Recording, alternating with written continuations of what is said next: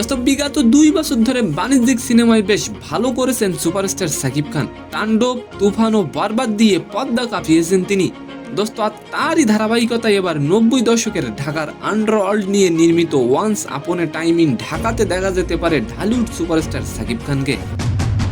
দোস্ত জানা গেছে ছোট পর্দার নির্মাতা আবু হায়াত মাহমুদ প্রথমবারের মতো পা রাখছেন বড় পর্দায়, আর তার পরিচালনায় তৈরি হচ্ছে এই মুভিটি।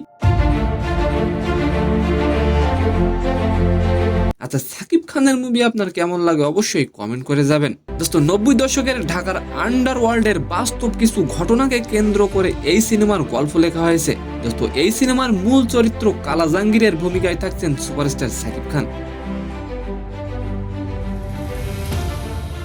সিনেমাটি 2026 সালের ঈদ উল ফিতরে মুক্তি দেওয়ার পরিকল্পনা রয়েছে পরিচালকের।